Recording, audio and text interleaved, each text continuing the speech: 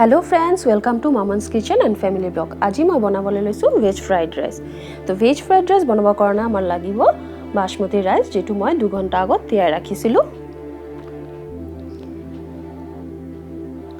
आरो आमार लागिब गाजर,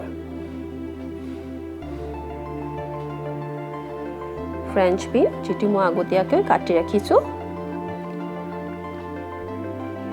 मटर,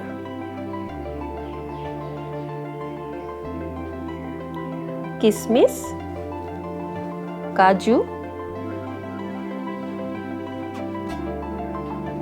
चेरी और तेजपात।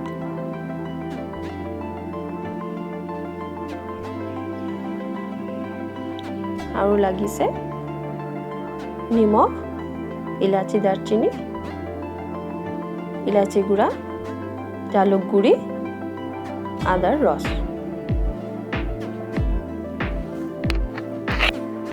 और गुड़ जी मैं आगतियाक मेल्ट कर राखिছো और घिउ। गैस ऑन कर लওঁ।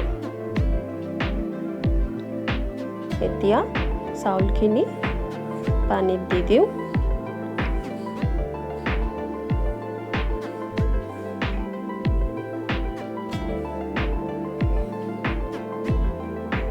চাউলটো সিজি থাকোতে আমি কেৰাহীত তেল দি দিছো আনফালে, আৰু এতিয়া দিছো ইলাচি, দাৰচিনি,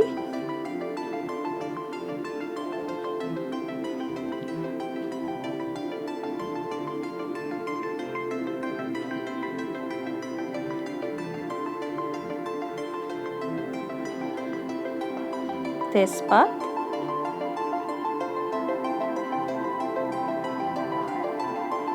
অকমান লৰাই দিওঁ। এতিয়া ভেজিটেবলছখিনি দিব লাগিব। কাজু দি দিছো,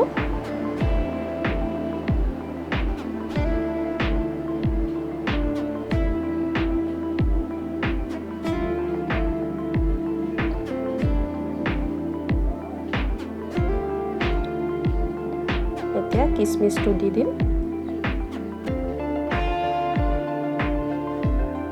অকমান লৰাই দিওঁ।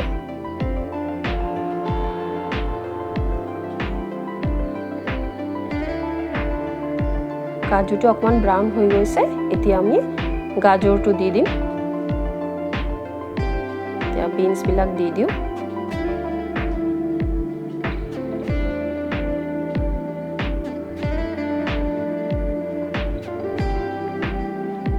এতিয়া অকমান ফ্ৰাই কৰি লওঁ।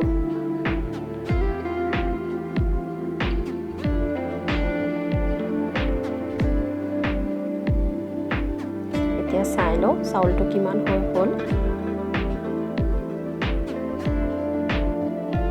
চাউলটো ফ্ৰেণ্ডছ আমি বেছিকৈ সিজিব দিব নালাগিব, অকমান কম সিজিব লাগিব।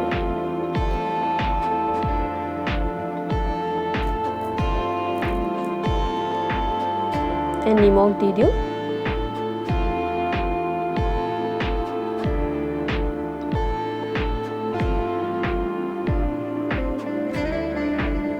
অকমান লৰাই থাকিব লাগিব চাউলটো, কিয়নো ভাতটো আকৌ তলত লাগি যাব পাৰে।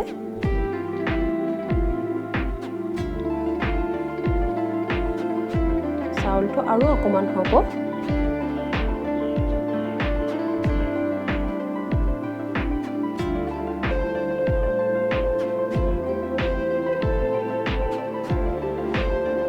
আৰু অকমান সিজিব লাগিব।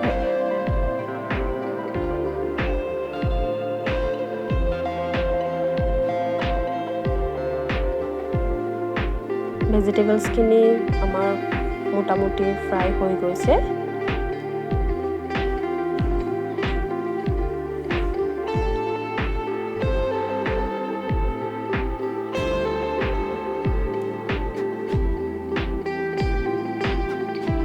ভাতটো আমাৰ প্ৰায় হৈ গৈছে। মই আগতে কৈছোঁ অকমান কম সিজিব লাগিব। বেছি সিজি গ'লে পিছত আকৌ গেলি যাব পাৰে।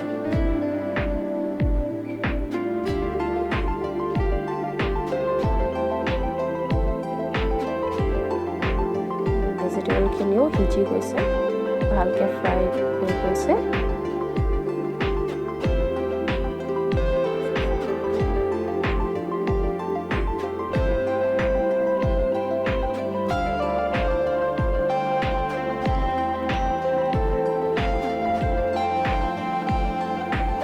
ভাতটো অকণমান চাই লওঁ সিজি গৈছে নেকি, আৰু অকণমান সিজিব লাগিব।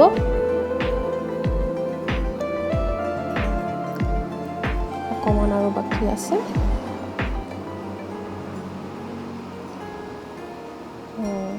অকণমান বেছিকৈ লৰাব লাগে, নহ'লে আকৌ তলত লাগি যায়গৈ। এইফালে ভেজিটেবলছ ফ্ৰাইটো আমাৰ হৈ গ'ল।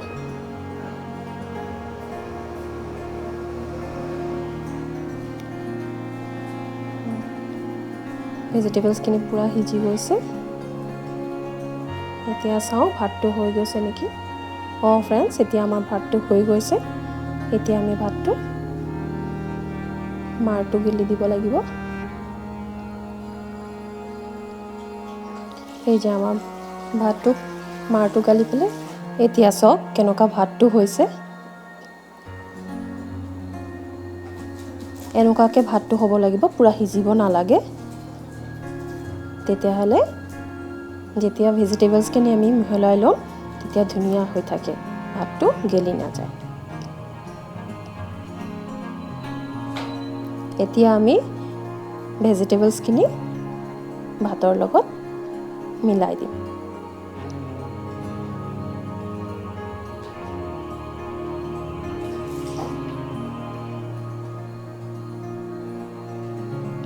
এতিয়া ভালকৈ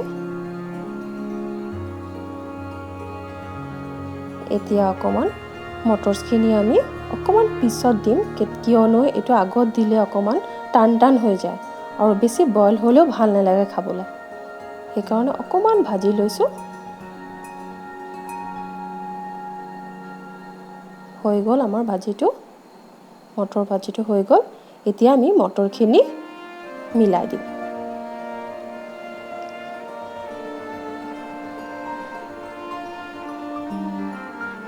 এতিয়া আমাৰ ভাতৰ লগত ভালকৈ মিক্স কৰি ল'ব লাগিব ভেজিটেবলছখিনি।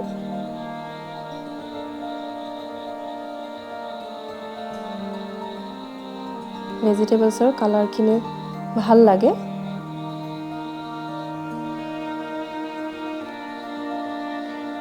অকণমান ভালকৈ মিলাই ল'ব লাগিব, যাতে প্ৰতিটা বস্তুৱে ভাতৰ লগত ধুনীয়াকৈ মিলি যায়।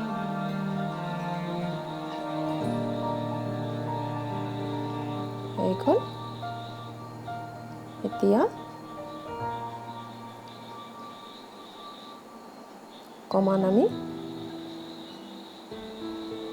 আদাৰ ৰসটো দি দিম।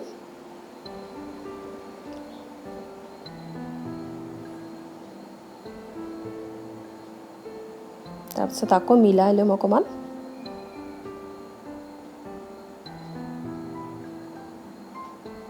এতিয়া আমি চেৰিখিনি দি দিম।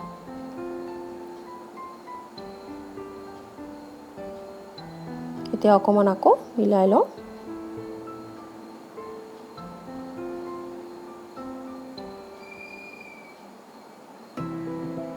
এতিয়া জালুকৰ গুড়িটো দি দিছোঁ।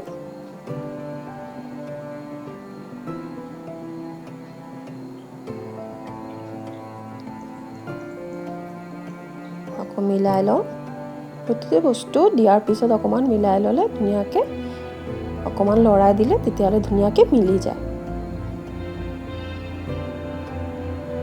এতিয়া অকণমান ইলাচি আৰু দালচেনিৰ গুড়িটো দি দিছোঁ।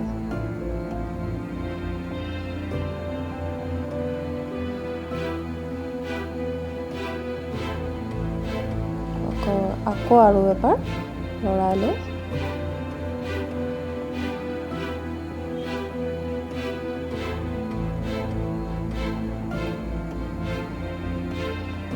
প্ৰায় আমাৰ হৈ গৈছে। এতিয়া লাষ্টত অকণমান গুড় দি দিছোঁ। মিঠা হোৱাৰ কাৰণে গুড় দিছোঁ, মই চেনি ইউজ কৰা নাই।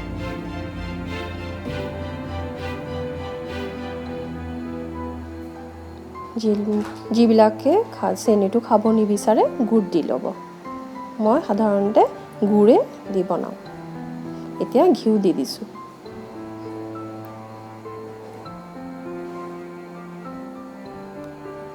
তো ফ্ৰেণ্ডছ, এতিয়া আমাৰ ফ্ৰাইড ৰাইচ ৰেডি হৈ গৈছে।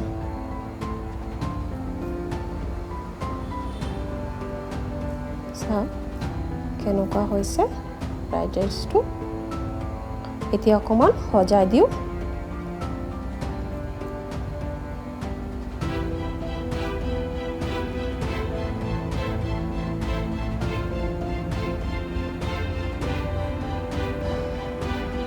অকণমান সজাই দিলে ভাল লাগে দেখিবলৈ।